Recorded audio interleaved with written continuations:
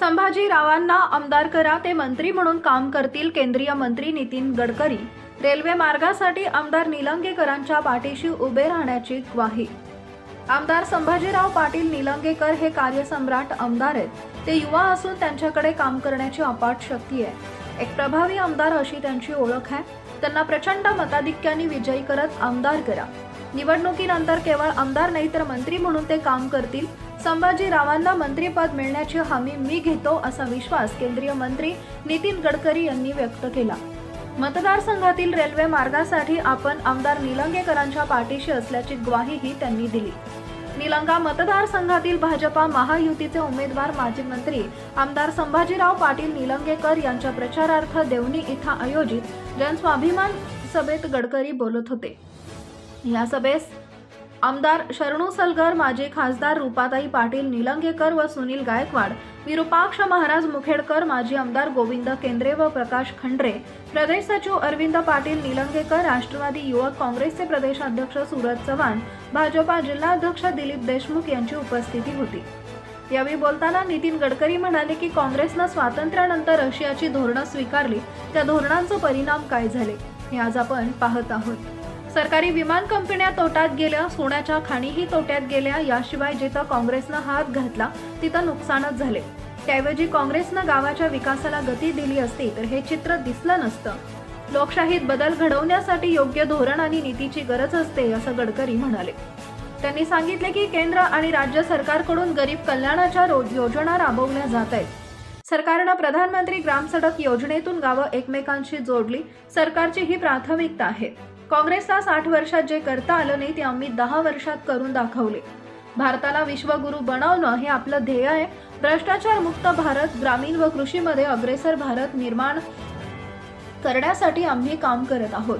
देशाला सुखी, समृद्ध व संपन्न बनवायचं असेल तर राज्याला सुखी ठेवायचं असेल, राज्यातील गरिबी व जातीयता दूर करायची असेल तर योग्य हातात सत्ता देण्याची गरज असल्याचंही गडकरी म्हणाले.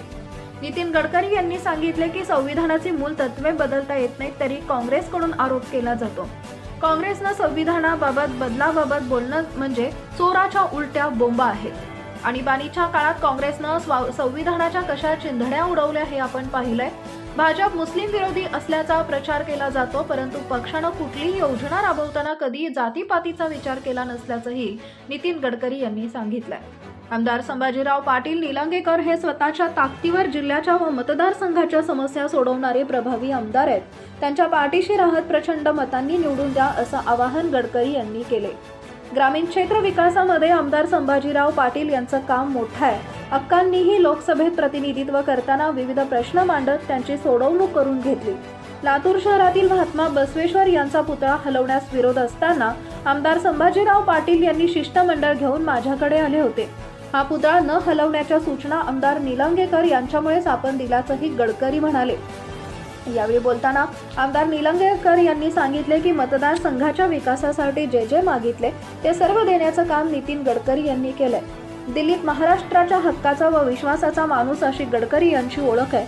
लातूर गुलबर्गा रेल्वे मार्गाचं सर्वेक्षण पूर्ण झाले असून त्यात लक्ष घालावे अशी मागणी, देवणी गोवंशांचं संवर्धन व्हावे, तसेच हंचनाळ ते धणेगाव वर आणि अंकुलगाव येथील पुलांना मंजुरी देण्याची मागणी आमदार निलंगेकर यांनी आपल्या भाषणात केली.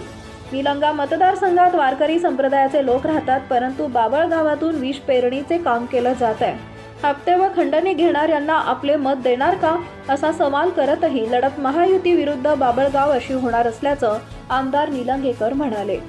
मुलीचे लग्न करताना आपण निर्व्यसनी मुलगा पाहतो, त्याच पद्धतीनं योग्य उमेदवार पाहून मतदान करा, असं आवाहनही आमदार निलंगेकर यांनी यावेळी केले. यावेळी माजी खासदार डॉक्टर सुनील गायकवाड, आमदार शरणू सलगर, माजी आमदार गोविंद केंद्रे, प्रकाश खंड्रे यांनीही मनोगत व्यक्त केले. या जनस्वाभिमान सभेस निलंगा विधानसभा मतदारसंघातील निलंगा, शिरूर, अनंतपाळ व देवणी या तिन्ही तालुक्यातील महायुतीचे पदाधिकारी, कार्यकर्ते आणि नागरिकांची मोठ्या संख्येनं उपस्थिती होती. Subscribe now and press the bell icon. Never miss an update.